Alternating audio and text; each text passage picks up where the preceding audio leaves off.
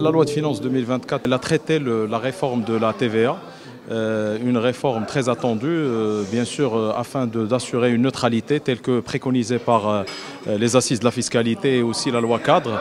Maintenant, ce qui a été réalisé cette année, bien entendu, c'est le regroupement des taux. Donc aujourd'hui, on a le taux de 0%, 10 et 20, et aussi l'exonération d'un certain nombre de produits de large consommation afin de soutenir le pouvoir d'achat des citoyens et aussi limiter l'impact de l'inflation. La rationalisation des incitations fiscales font partie des objectifs. Comme vous le savez, donc aujourd'hui, c'est la deuxième loi de finances après la loi cadre. Il y a encore 3 lois de finances qui vont traiter les autres sujets, à savoir l'impôt sur le revenu et la restructuration des sociétés, et aussi faire un tour aussi des incitations fiscales pour pouvoir sortir avec une loi cadre déployée sur le terrain et assurant un élargissement de l'assiette et une baisse de la pression fiscale afin d'assurer l'objectif qui est la croissance et l'équité fiscale.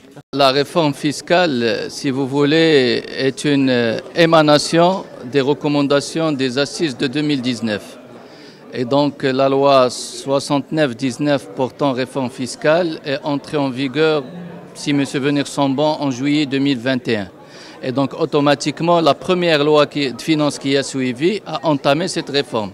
Et donc aujourd'hui, on est à la 3e loi de finances qui vient après l'enclenchement de ce processus de réforme fiscale. Réformer, c'est pas facile. Donc tout ce qui est en train de se faire est quand même consistant. Et donc, on ne peut que s'en réjouir et que s'en féliciter parce que, à mon sens, en tant que professionnel, j'imagine qu'on est sur la bonne voie. Il y a des chantiers qui n'ont pas encore été abordés, tels que celui de la fiscalité des collectivités territoriales, la fiscalité, disons, des opérations de restructuration, la fiscalité des groupes.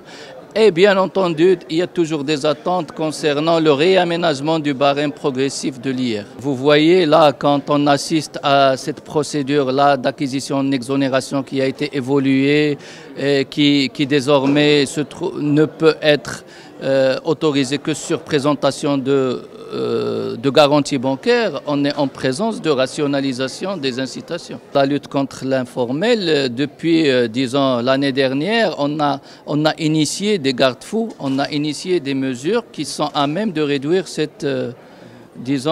pratiques-là.